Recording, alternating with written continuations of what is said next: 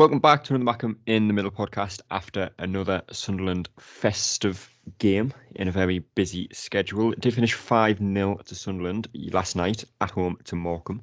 And there are plenty of talking points about the game and a few other things that we'll get into that are probably worth talking about. Michael and John are with me again.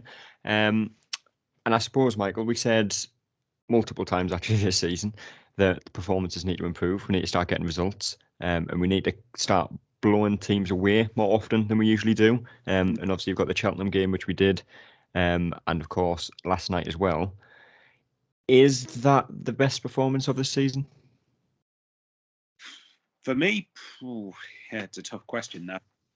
For me, probably not. I still think Cheltenham was a bit better, and I think the little difference between this game and the Cheltenham game was, I think, just a couple of the goals that we scored against Cheltenham were like really good team goals. Yeah. I mean, John You're trying to say Daku's wasn't? Sorry? Are you trying to say Daku's wasn't a very good goal? No comment. What I would say that was a factor in the game. I know that John said before we came on air that his son likes goalkeeper shirts. I suggest he doesn't show him the goalkeeper for Morecambe last night, because that was one of the worst opposition keepers I've ever seen. But, you take it whatever way you come. But that's not taken away from our performance. We still had to be relentless. And to be fair, I think Pritchard said it in his post-match interview. We were relentless from the first minute, barring a couple of times where we let Morecambe get in behind. We were relentless. We pressed constantly. Even before we scored, the first 5, 6, 7 minutes, we had about a succession of corners, had a good couple of shots that were blocked. So, you could tell that the intent was there. As for best performance of the season, I've said I still think Cheltenham was slightly better, but you can't knock the fact that the performance, again, was relentless. And it was important just to get goal difference up. It was important. I think after all the shenanigans with Lee Johnson recently, he needed that result. But the performance certainly goes a long way in helping as well. Yeah. And one of the criticisms this season, John, has been that Sunderland just don't perform over 90 minutes. They might start well or they might finish well. You've got the Ipswich game where we didn't really play particularly well. We got 2 late goals. You've got the Oxford game where we scored an early goal, sat back for the first half, conceded, and then improved in the second half, but didn't get anything to show for it. There's been very few games where we have played well for the full 90 minutes, but yesterday was definitely one of them. Yes, it's just probably quite a good thing, as it's come in, sort of a midweek when you would expect maybe, a bit of a lull, but we are seeing signs at the moment that things are starting. I think Johnson said it. He said we're going back to basics, and we sort of hit rock bottom a little bit, and we're building back again now. And those performances were patchy, as you and Michael have rightly said, but hopefully we're seeing 90-minute performances, and I don't think you have any more a 90-minute performance where it's just 100% relentless and the other team don't get any chances at all. I don't think those types of games happen anymore. Even the likes of Man City will still see a bit of an onslaught on them during a game. It's just it's how well you deal with it. And at the moment, like you said, there was maybe a few hairy moments yesterday, but you got to expect that, but deal with them, and the clean sheet will be massive. But yeah, not a 90-minute performance is definitely what we're looking for when we're, building towards, getting out of this league. Yeah. And there are plenty of positives to talk about. We will end with a high, but we'll start with the negative, which was the Morecambe fans, of course. The trouble during the game, before the game, and after the game. And there's one point that people keep making, and I still don't know why the club don't do it, Michael. Why are the away fans still up there? The atmosphere at Sunderland, it's not a dig at the fans. The atmosphere for Sunderland isn't great. We were 4-5-0 up at points yesterday, and it wasn't a very good atmosphere. You wouldn't think we were 4-5-0 up. You've got the issue of away fans throwing stuff down into the crowd. I think there's been bottles thrown before, obviously a flare yesterday. Is there any reason to keep the away fans up there? Well, it's harder and harder to see it, isn't it? I suspect that the reason that it was done originally was to try and make the whole lower tier purely red and white, and try and intimidate the opposition teams. Look how well that's worked over the years. If you look at it from a practical perspective, wouldn't you save money on stewardship to close? Yeah. Completely close the Premier Concourse, completely close the upper stand, and the only people that will get there is probably the media. So yeah, you maybe need a steward or two for that, but it would just save money, surely, if you if you reallocate the away fans down to the south stand, I think it was the south stand they were before, wasn't it? Yeah, it was. Yeah. Yeah, I thought so. So just from a practical and cost-cutting perspective, wouldn't it make sense just to do it that way? And I agree with you. I think that I think it's a very easy thing at the minute to have digs at the atmosphere when I think over the years we haven't had anything to shout about and show for it. But I do agree with you that at points when we have been winning games comfortably, the atmosphere hasn't been particularly great. I mean, I'm in the southwest corner where where the atmosphere is really meant to be better. And at times it was good last night, but at times it was also quite flat. Yeah. So I think the fact that away fans coming back down, you know, I think it will improve the atmosphere a bit because I think it'll improve the sort of rivalry banter sort of aspect of fans coming together in the stadium. So yeah, I couldn't answer that question. Like I said, from an atmosphere perspective, from a financial perspective, it would just make sense just to move the away fans back down. Yeah. And the other thing, John, which I've just never understood personally, you know, Sunderland were 4-0 up, I think, at the time that I'm going to refer to, was what, the 80th minute.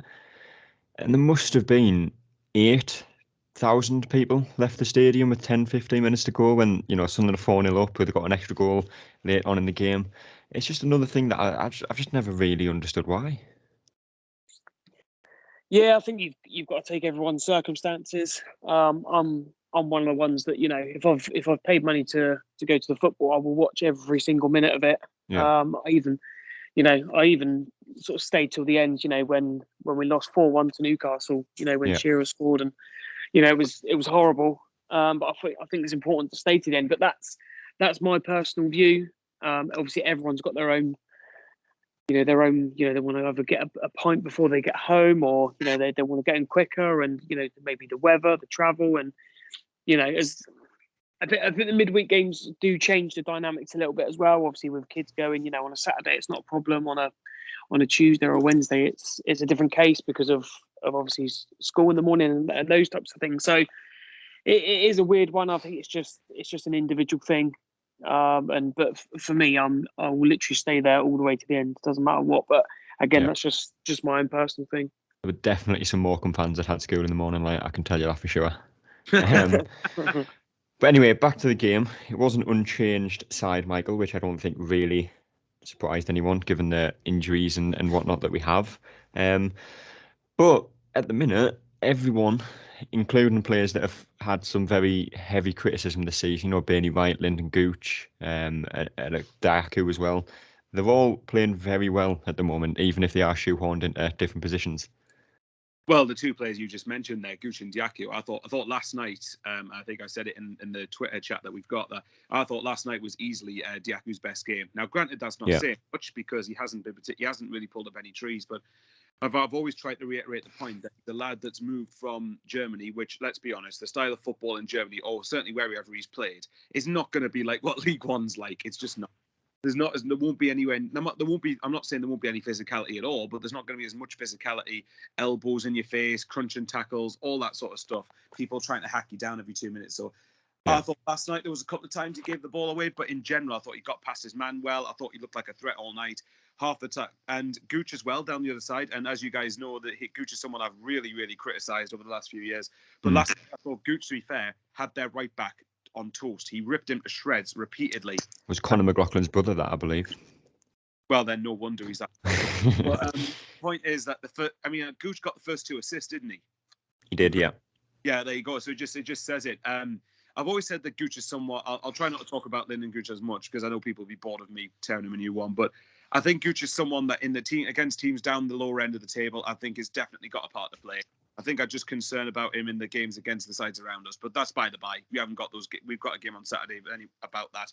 But as for the rest of the team, at the minute, hopefully it's just the case that the rest of the team is just starting to take responsibility, which we weren't doing at the start of November. We weren't doing pretty much at the start of November or the Rotherham game, and these guys know that no one's going to get us up for it. No one else is going to dig us out the shit. To be honest, these guys have got to be the ones who do it. So they've got to show themselves, okay, their place is secure at the minute because of a lack of options, but secure your place for when players come back, when the competition, or when new players come in January, when competition hots up, give Johnson very little reason to drop you. Yeah. We'll look at the goals. Well, talk about them. We'll not be looking at them. But the first one, John, we've mentioned Gooch, and one of the biggest things that I've been very frustrated with Gooch is he beats a man and then he comes back, tries to beat him again, loses the ball, fouls him, gets a yellow card, and then he's running a tightrope for the rest of the game. But yesterday was one of the first games this season where he's just beat his man and put a ball in the box. That's exactly how the first and second goal, which we'll get onto, came around. He beat his man, put an early ball into the box, and Stewart was there to get a goal, and that'll do Stewart the world of good as well in terms of confidence. Yeah, as you say, I think maybe with Gooch, it's a little bit back to basics. And I'm sure the coaching staff will be on at him.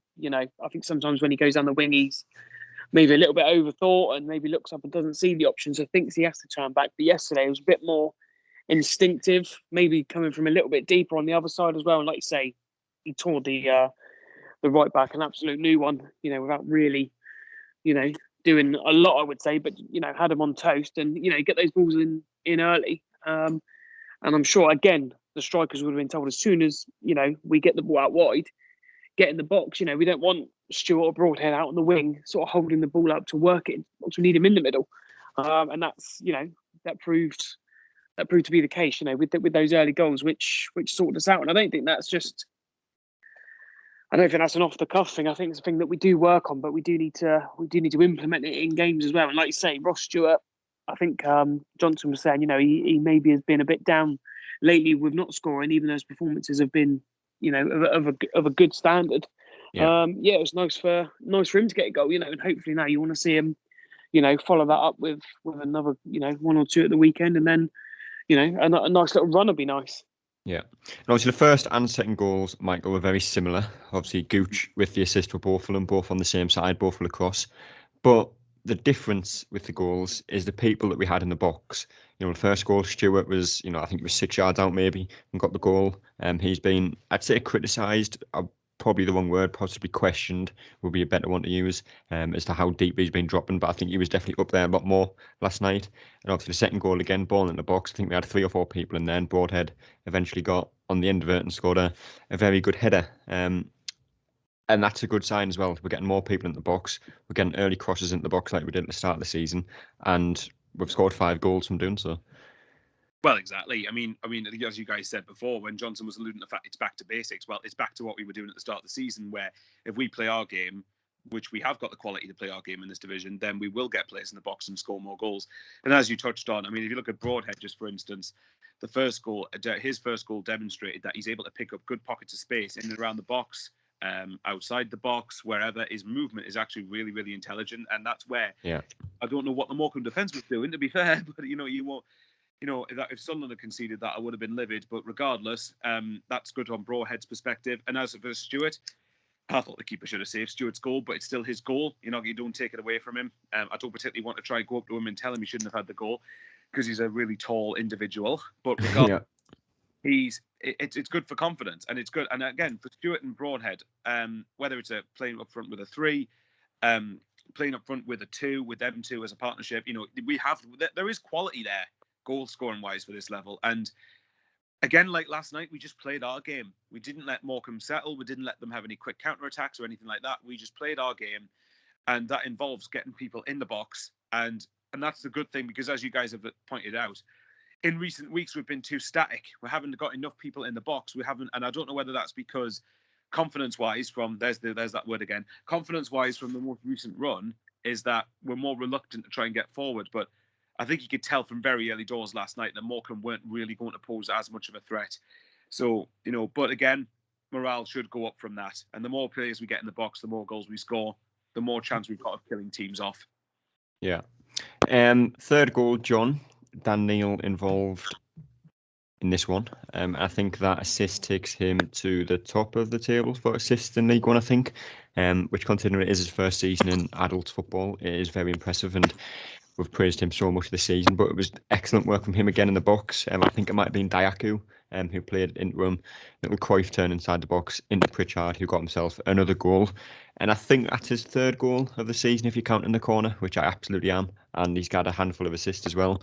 And you are really starting to see the player that you expected to see in Pritchard. Yeah, definitely. It's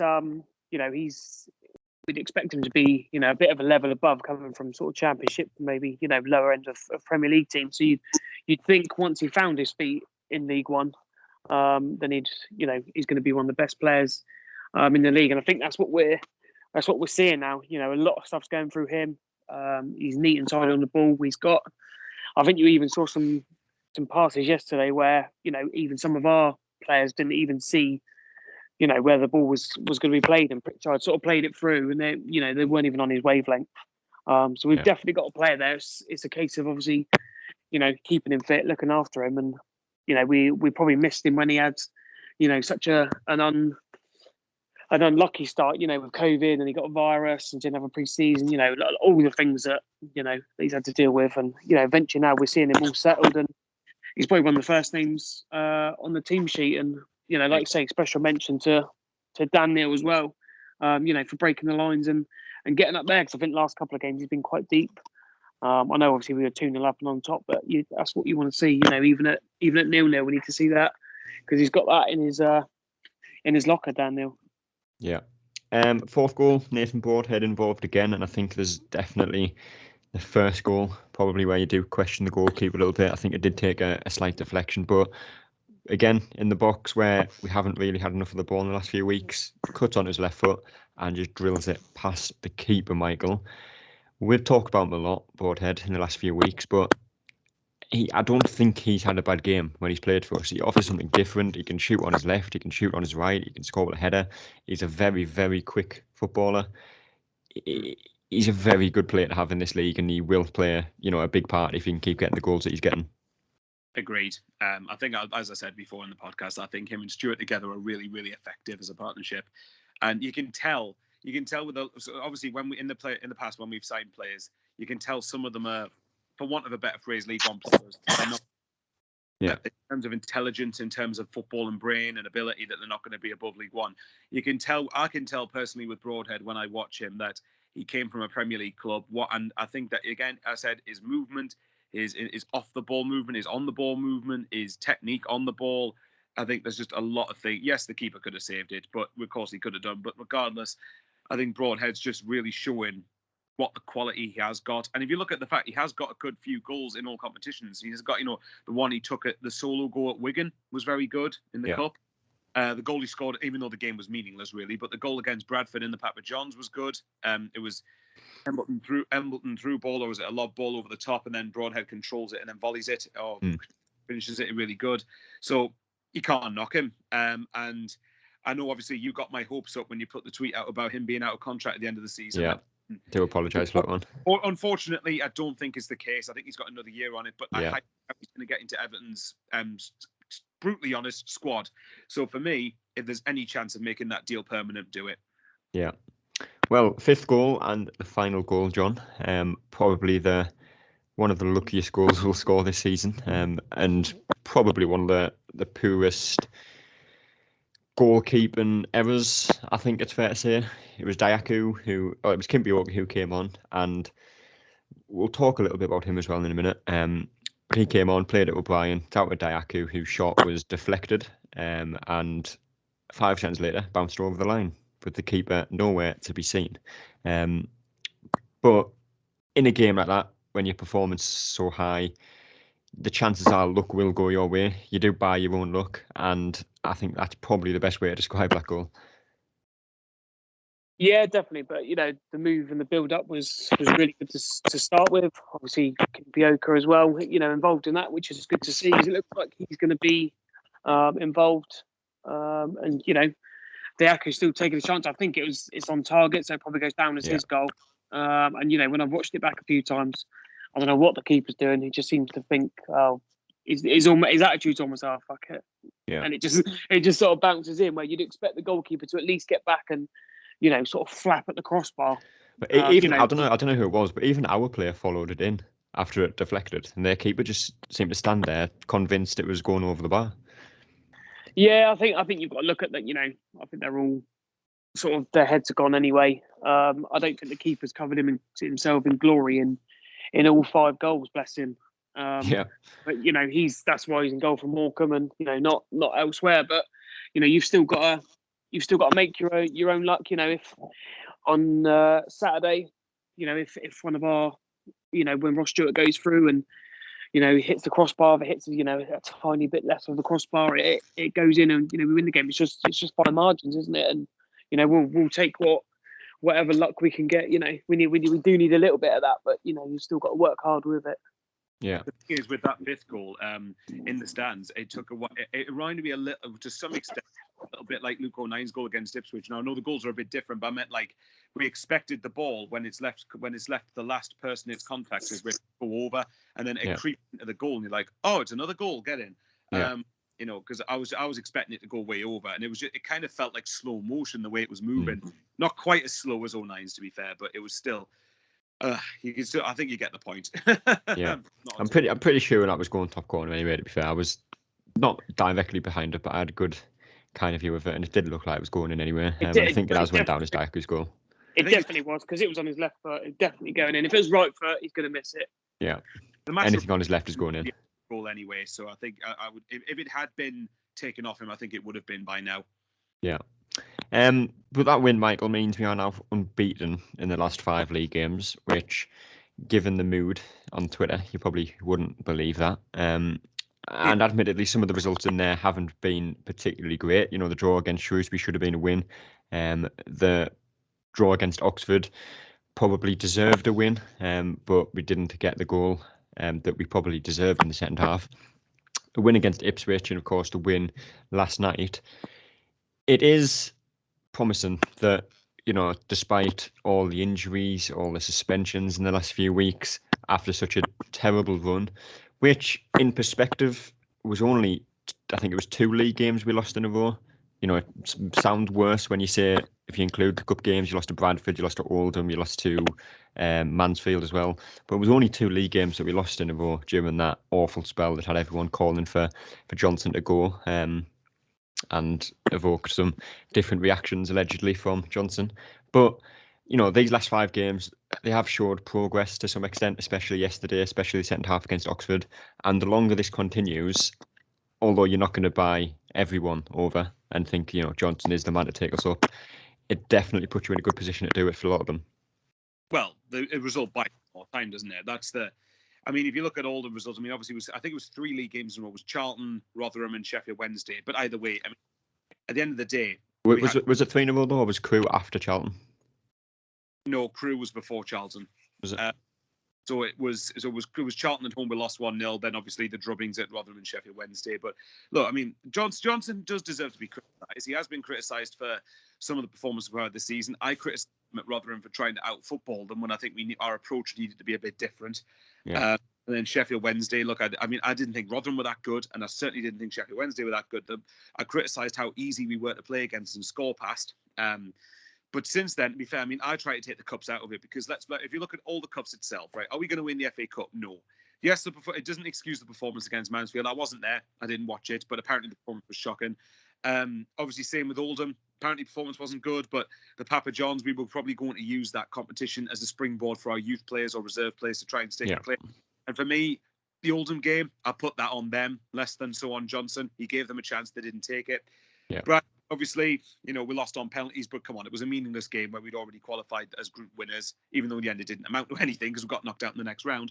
And obviously, by the time we've played Arsenal, we'll be out of all the cups, let's be honest. So, although I'm not sure on that one. I'm quite confident of winning the next 4 cup games and having European football next season, personally.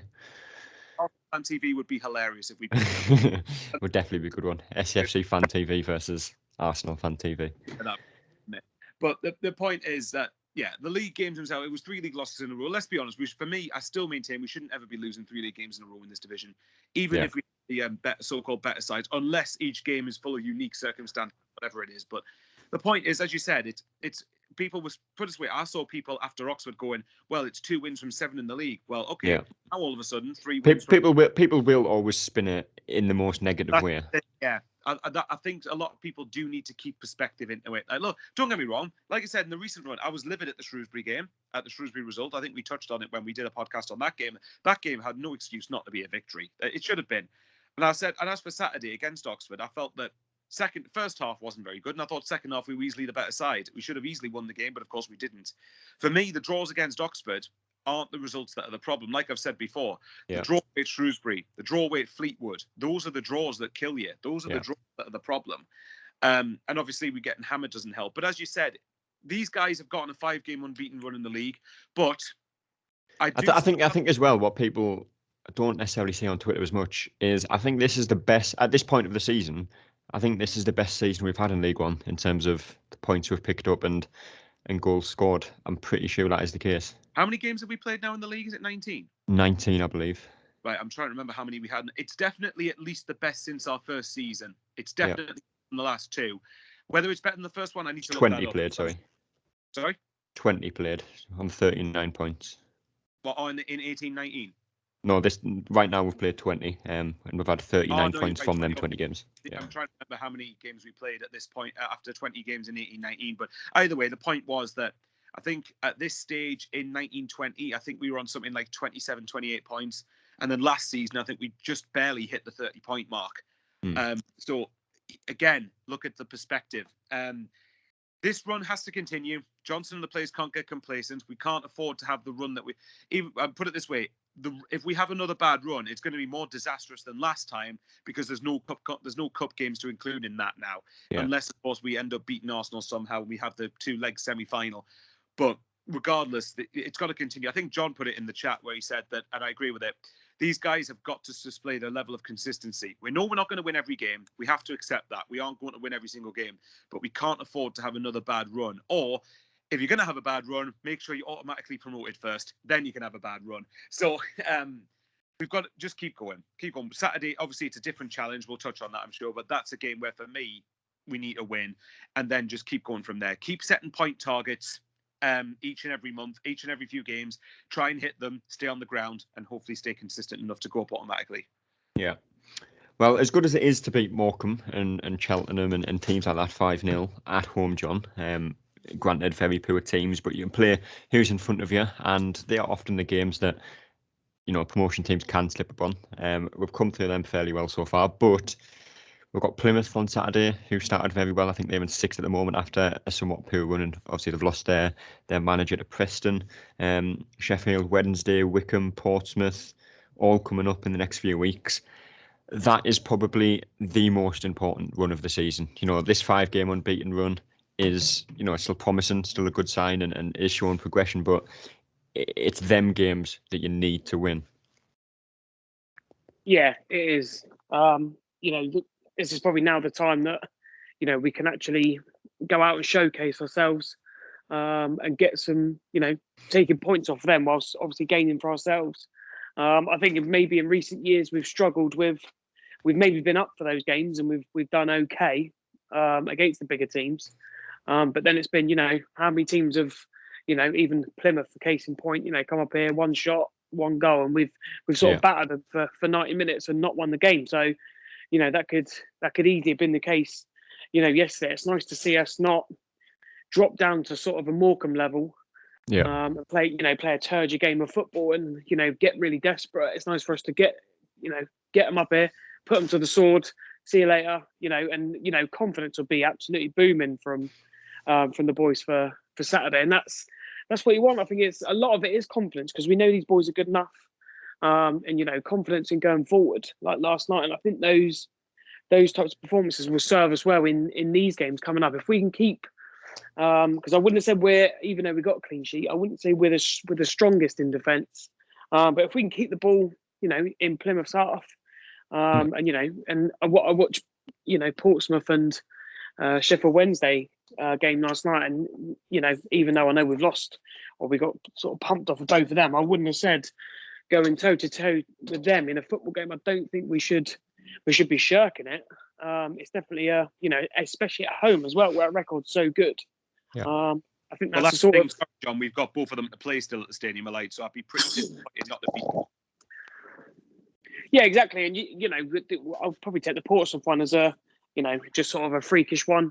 I think we could have adapted to the conditions a bit better, but obviously we didn't. But if we play them at football toe to toe, I don't see it. Obviously we're going to have to work hard, and it's going to be a tough game. They all are, but I don't see any problem why we can't go on a good run. I think now's really, really key now we've had these games. The Shrewsbury game was a bit annoying, as was the the Oxford one.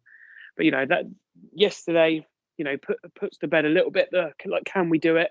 And I think now confidence going forward, against with the big teams coming, I think this is now the time to, you could take a point here. Yeah, you need to take a point maybe here and there, but you've got to be looking to win these games to stay.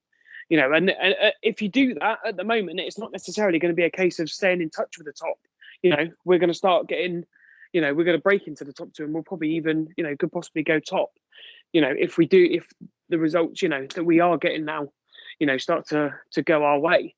So it's not a case of being sixth and just saying, well, we're still in touch. We have got a real opportunity now to put a marker down, especially coming into January, and you've got, you want new players, you can go to them and say, look where we are, and that's the sort of thing that will sway them. So it's a big, I'd say 6 weeks for us, and then obviously after that, you've then got to go on a really good run again to get yourself out of this league.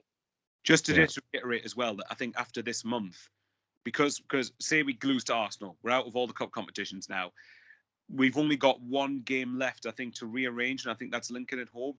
But after the new year, with the exception of the odd midweek game here and there, it's pretty much Saturday. So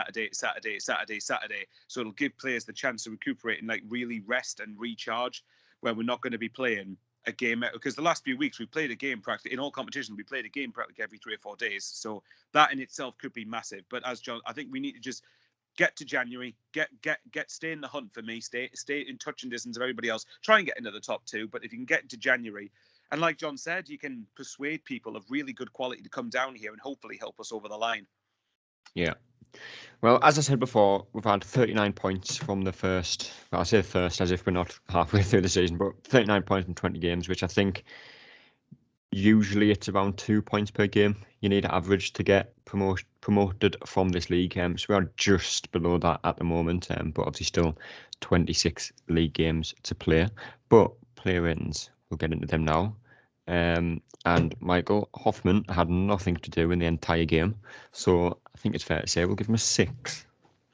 Yeah, I would agree with that. There was 1 or 2 occasions where the ball did bounce off him a little awkwardly, but regardless of that, Morecambe barely troubled him, so it's a standard for Mill, isn't it? Yeah. John, 6 for you? Yeah, same. I think sometimes you've got to let him off. If he's not really doing a lot, and then he's going to be called into action, is the concentration maybe still there because he's still young? But yeah, that's the only real thing. So yeah, quite an easy day for him again. Yeah. Gooch was obviously got the first 2 assists, and definitely looked to do the basics more often than he ever does, but usually, to be honest. Beat his man, got a ball into the box and did that multiple times. That's how he got the first 2 assists, and probably could have had a couple of more in the game as well. So I'll go with a 9, John. Yeah, same with going 9. The assists, keep him quite high up, and he is, when he's not giving away, stupid fouls. We know he is a really, really hard working, solid player. So yeah, we'll go over 9. It's nice to see him sort of bounce back after Saturday. Yeah, Michael. Yeah, same. I was trying to think of whether to give him an 8, but I can't knock it. I think that was easily one of his best games I've seen him perform for us.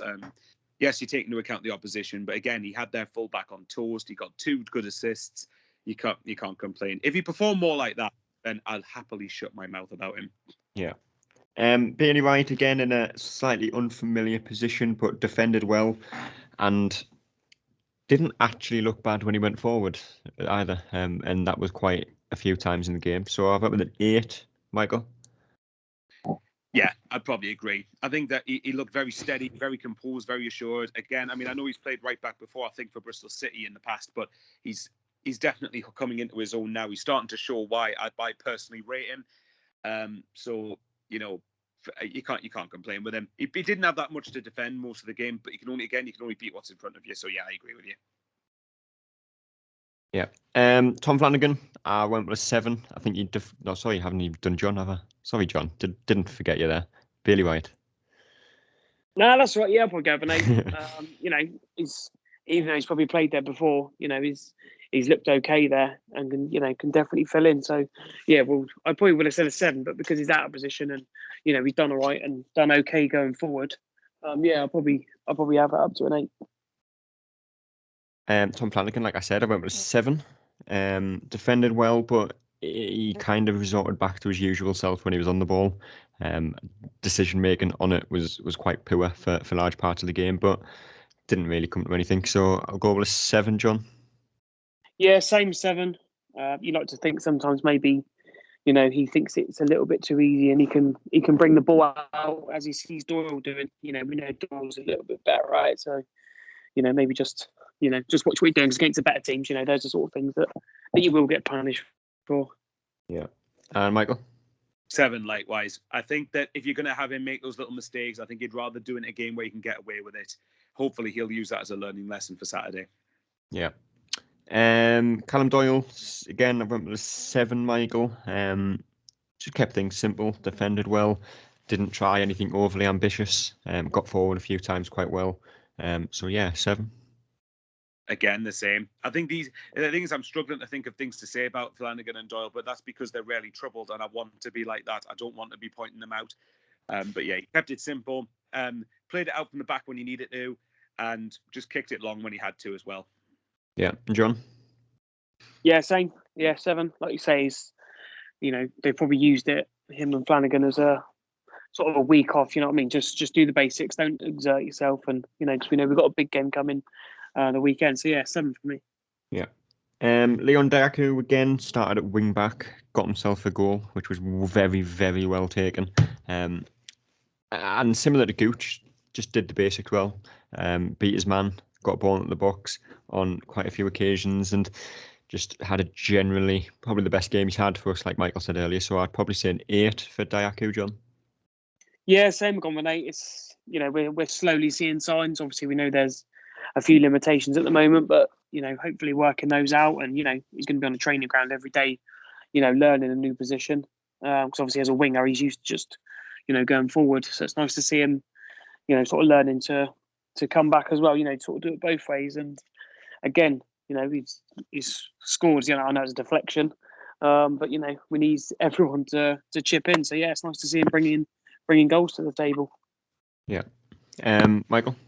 8 as well. Like I said, I think, yeah, there's a couple of times decision making can be better, but I think there was one occasion in the first half where he got down the byline on the right hand side and got into the box when I think it was Stewart and Pritchard. There was at least 2 people waiting to receive the pass from him, and he just lobbed it over, and everybody else, and he just basically eluded everybody and just went out to play for a throw in, I think. But in general, I think that again, he was just too much for Morecambe to deal with, and I think, like I said, we underestimate the fact that he's having to adapt to a new way of life, both in terms of football and off the pitch as well. So hopefully, the more he gets settled, the better that he will be in the second half of the season to come. And I didn't know this, but apparently he's already got 4 league goals. So, I didn't actually realise he had that many. So I think it was Cheltenham, Crewe, Oxford, and now Morecambe. So, yeah. Confidence, his own confidence will go up as well. All left-footed as well. They were, weren't they? There you go. Daniel, Michael, I went with an 8. Obviously got himself an assist. I think first half he struggled a little bit with Morecambe's kind of pressure in midfield and lost it a few times, but second half was much better, played the ball well like he always does, got himself a very good assist, and can't stop praising him really every time we do a podcast. So 8. Yeah, I'd have to go along with the same thing. I think first half he was quite, I wouldn't say poor, but I think he was certainly a bit average. I think there was times he was trying to be a bit too over-eager and try and overplay things, but I think he settled down second half, dusted himself down, helped regain control of the midfield, which I think helped us score the extra goals we did in the second half. And as you said, got a good assist, and just what a boy. That's it. Yeah. John? Yeah, 8 for me. I think I saw earlier he got 93% pass completion rate, which is quite good for long passes as well. Yeah, which is quite good for different when you're looking back to your max power last season, sort of a 5-yard square ball and getting 100%. It's different because we know that Daniel's a much further forward, playing forward and creative midfielder and breaking the line. So it's nice to see him have that.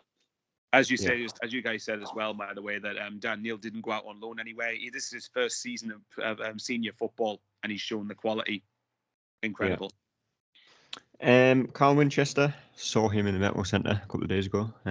Was very busy doing his Christmas shopping, but was very busy on the pitch as well last night. Defended well, played the ball well, and again, he's a player that you could probably put him anywhere on the pitch and he'd do a job. But I don't think you noticed him as much because of the lack of threat, really, that Morecambe offered in the game for large parts. So I went with a 7 for Winchester, John.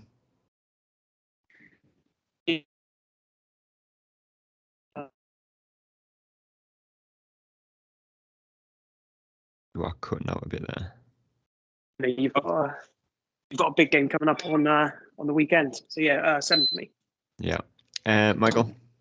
7 as well. Again, it's the perfect combination of Neil having a bit more flair going forward, and not Stewart. Goodness me, I can't talk. Winchester doing the ugly side of the game in midfield. But again, it was probably just him doing the quiet things that helped us regain control and composure that stopped Morecambe having a threat. So yeah, 7 but wasn't quite as effective across the whole game, but still good.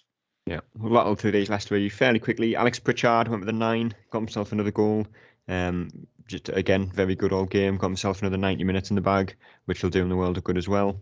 On the ball, very good, very hard to, kind of dispossess. I think he won the ball back a few times for us as well, especially in the first half. So yeah, 9, Michael. Agreed. And all I'll say to that is to try and keep it quick. Showed the quality that I think we probably suspected that he did have. And if he keeps this up, providing we can keep him fit, then we should have a real player in our hands. Yeah, and John?